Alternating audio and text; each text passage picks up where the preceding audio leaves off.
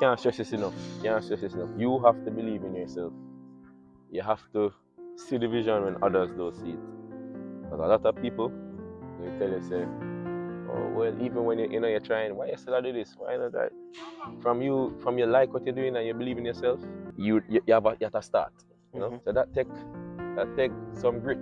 Yeah, man, it take grit. a little bit of a good delusion, I call it. Where even when the results are saying, no, him not ready, him not have the talent, you believe in yourself because you see the vision for yourself. And I saw the vision for myself. I go to him and say, oh, the safe throw thing now go with me if I go now. Man say, oh, look at you, relax. And me a guy. I'm a very confident coach. And I just say, alright. And I relax. And in my mind, I was just doing it to get it out of the way because of following instructions. That turned out to be my best show of the competition. What's up, everyone? Welcome back to another video and another episode of Feel the Thrill podcast. And guys, I'm your host, Dane Williams, and today we have a very special guest. My guest today is Zaavan Richards, a professional athlete, and he's here today with us guys to share his story. So Zaavan, welcome. Yeah, man. Good? Can make a quick correction. And I get paid yet, so call it semi-pro. Semi-pro. Alright. Yeah, man. So before we get into the interview, tell us who is Zaavan Richards. So Zaavan Richards is a very multifaceted person. I'm a central banker. I throw the javelin. I play volleyball, involved in lots of different things. So I think I'm very rounded as an individual and just very diverse. If you know me, you know that. Yeah. Alright, so how you got started in sports, or javelin specifically? Well, javelin specifically, I threw the discus and shot put for class 2, that's under 16 at champs. And so that was my final year in class 2. But javelin was not at champs as yet. It was a new event that they were trying to bring in. So I remember in the latter part of the year, some coaches come to us and say, all right, they're going to need some persons to, because I went to Kingston College, and they're going to need some persons to compete in the event for points. So a lot of persons were really interested because a new event and everybody focusing on what they wanted to do. But a few persons tried as amongst the throwers, and I was one of the better ones, even though I was like maybe in the younger group, because as a class 2, you're under 16, you have 17, 18, 19-year-olds. So of that batch, myself and someone else in class 1 at the time, they sent to represent us.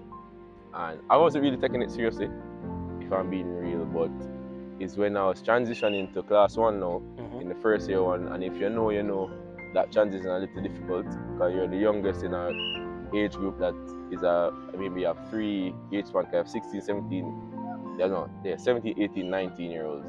So that's the age span, and as the youngest, you find you might not make the team. But so for discus and shot put, I realized I was going to make the team, but because I had thrown javelin the year before, I decided to train for it. And that's when I really started to find that, oh, maybe I can do this. I came 6th that year, and then the following year I broke the champs record. Nice. So what inspired you to compete on a competitive level, like to take this now internationally or nationally? Well, I have competed. I've represented Jamaica. I made my first national team, senior team in 2023. Only one so far, but I mean, I feel like I'm now getting my groove and figuring it out. But what inspired me really is my brother. My brother is a former national record holder in shot put. Who's Richards? Richards? Yeah. Okay. So when I started high school, he would be in like 6th form, and I think he just like won at champs. So he just won at champs. So when I was in 1st form, I was at track meets, and most persons wouldn't necessarily know about the throws at that early age, because throwing only, they don't have any class 4, they don't have any class 3. So it's really class 2 and class 1. You start competing in the throws at champs. So you're not going to find a lot of interest in those early days. But I knew about it because of my brother. So that was always in the back of my mind, but I didn't start throwing until I was in 5th form. So I did basketball, I did cricket, but when I was of age, I guess I just decided to, that's why I started to discuss and shop with what he did. Mm-hmm. And then that transitioned into me doing the javelin. Okay. So he's my biggest inspiration, I'd say. All right. Now the viewers would like to know, what's the hardest part about training, javelin training, So the hardest that part, people might not know. or people might not know, and as I said, I tried to make that disclaimer earlier, where I wouldn't consider myself a professional athlete because I'm not getting paid for it. Oh. But the hardest part is that I train just as hard as a professional athlete. So it's difficult to put in, the type of work that you put in, but then you don't necessarily see the results you want. Especially when you believe that you have the talent to do it, and then throwing enough itself is very poorly supported. And I get it, people are not that interested. It's not very marketable. So it wouldn't get the support that the other events, As a traditional, as well as not even just the other events, because track and field itself is one of the worst of the worst in terms of being compensated if you're not Usain Bolt or those greats. And then now of that lowly compensated sport, you have the throws. So it's like the bottom of the barrel in terms of marketability. But it's very difficult. I mean, not many people can just get up and throw because of the work that it takes, especially javelin. So I think just that the lack of support, and then you basically have to be figuring it out on your own when it comes to that. So you have a coach, right? Yeah, so I train with Julian Robinson. He is the coach of Frederick Lakers, Travis Michael, and many others can speak to him being their foundation, and he also coaches Calabar. Okay. I'm his best javelin thrower to date, but we still have quite a way to go. No, I know as an athlete you might face setbacks and challenges, but how do you deal with those setbacks? More specifically, injuries. How do you deal with injuries? So you have to approach it from what is the cause of the injury. Once you figure that out in terms of getting checked out, then you work with, you have to use the experts. So your doctors, the physiotherapists, and you figure out the best course of action on how to get back. And then you can have the planning and then you don't stick to it. So the hardest part is the mental aspect. So the discipline it takes to stick to the rehab and the recovery, that's crucial, as well as you have to want it. There's no other way to put it. You have to really want it. It's how badly do you want to do this thing is what motivates you. And not only with those injuries, but even not performing how you'd want to perform, you have to be a little bit delusional in thinking that, all right, the next time will be the best time. Because as I said, I made my first national team in 2023. That's 2 years ago. I've been throwing from high school, and I graduated high school in 2013. So that's 10 years, right, since I made a national team. So that take some grit. Yeah, man, it take a little bit of a good delusion, I call it, where even when the results are saying, no, him not ready, him not have talent, you believe in yourself because you see the vision for yourself. And I saw the vision for myself, and I'm still seeing the vision that eventually I would make a major team for the country, and maybe be one of the first. Well, there's somebody now that's doing very well, or a national record holder, but I mean, if he doesn't do it, I know I will. I know I will. Alright, you seem to be very disciplined and dedicated and determined. What's one habit or routine you would say that helps you keep focus? Like a daily habit or routine? Do you have like daily prayers, or you meditate, or what? How you? I was going to bring up that. So yes, I am a believer in God. So I definitely try to pray every day. I don't necessarily do it every day, but I think having personally having that belief that you can do all things once you put God first and you trust in Him.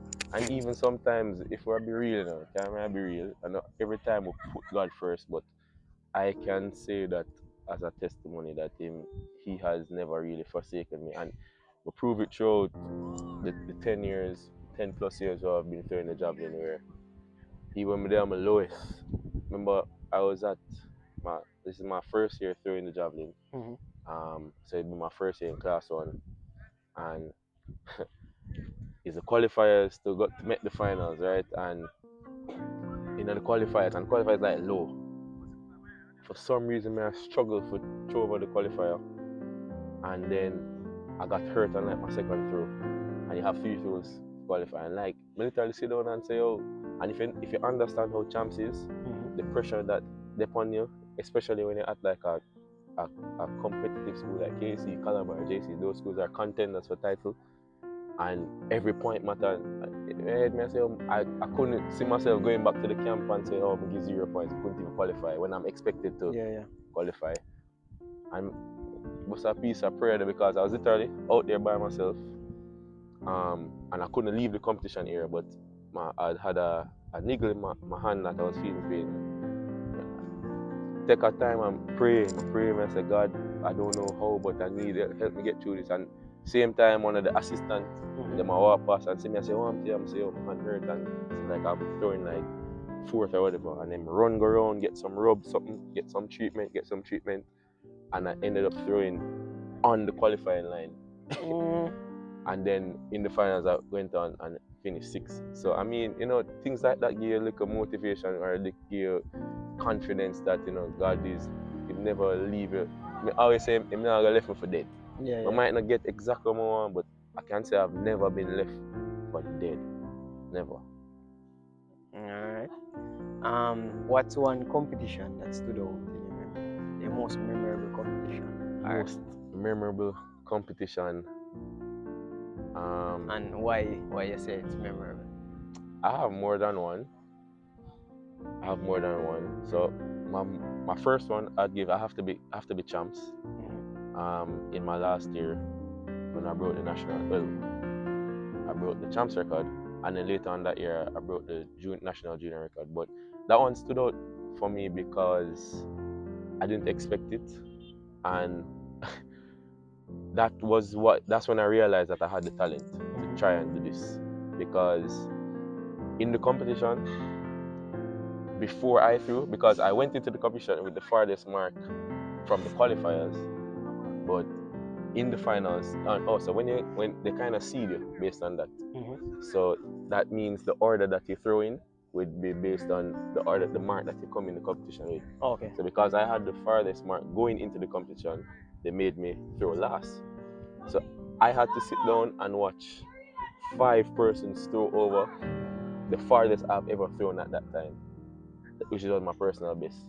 So sitting down, that was kind of chilling in a way. And I remember like my coach at the time, he gave me some instructions that we're going to do a safe throw, which is just like half of the technique. Instead of the full run up, I don't know if you're familiar with javelin, there's a run up, you cross, and then you throw. He tell me for a safe throw, just do the half technique and just get it out there, and then we can go after that. I remember after I see the 5 people throw over my personal best, farthest I'm watching in my life, I go to him and say, oh, the safe throw thing now go hurt me. If you go now, and say, oh, little you, relax. And me a guy, I'm a very confident coach. And I just say, alright. And I relax, and in my mind I was just doing it to get it out of the way because of following instructions. That turned out to be my best throw of the competition. Nice. And then when I tried to go hard, I got anxious and excited and never really finished so well. So I mean, that maybe be my most memorable. I'd also have to give the opportunity to throw for Jamaica. So going to Chile for the Pan Am Games, that was pretty memorable as well. Seeing a lot of throwers that so you watch on crowd, YouTube. What was the crowd like? And funny enough, the crowd never shaped me because competing at champs, it almost felt like that. As a matter of fact, I felt more excited. Like the crowd made me raring to go. But the cold now, yeah, that messed me up That there. was the winter games? No, it was close to our winter, but it was supposed to be a summer games, but because of how hot it is for their summer, they had to push it to November. But it was a summer games, it's supposed to be. Okay. But yeah, the cold, that was my first time competing in that kind of temperature, and it really affected my performance. But that was memorable as just, your first kind of pop the cherry. So probably those two I'd name as my most memorable competitions. Alright. So how do you balance personal life with training? Because I mean that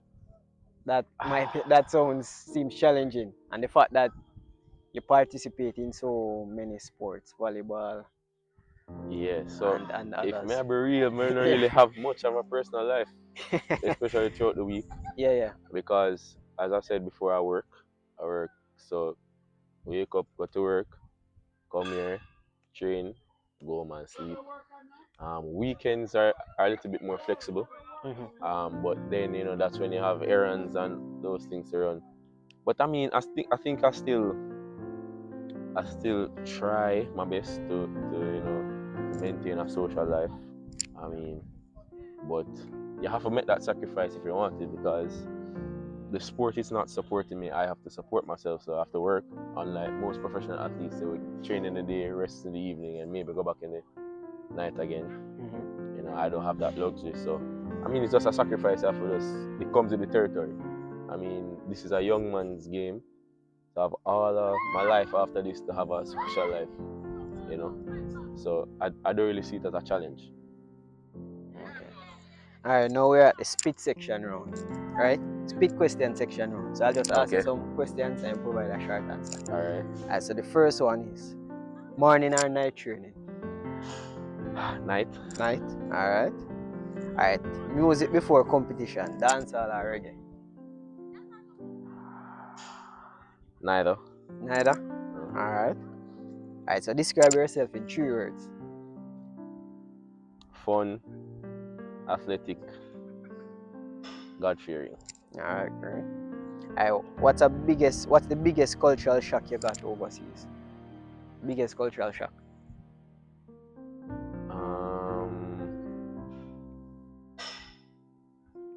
That tough. Quite tough because most things don't really shock me because you have social media, kind of expect. Okay. Alright. Burger King or KFC? KFC have more options. Alright. Now the final one. Finish this sentence. When I throw my javelin, I feel like a Viking warrior. Alright. Yeah. And the final thing, what advice do you have for athletes, not necessarily javelin throwers, but athletes overall versus coming up? Can't stress this enough. You have to believe in yourself. You have to see the vision when others don't see it. Because a lot of people, they tell you, say, oh, well, even when you're trying, why you still do this? Why not that? From you like what you're doing and you believe in yourself, you have to start, and yeah, just once you have that belief, then apply the discipline. And there's a belief and discipline. Yeah, nothing a cliche, but there's no way around it. There's no secret. That it's really belief in yourself and discipline to the craft. Alright. Yeah. Alright, so Mr. Richards, thanks for being here. A pleasure, man. So guys, thanks for watching. Please remember to like, comment, share, and subscribe. And as always, I'll catch you on the next episode.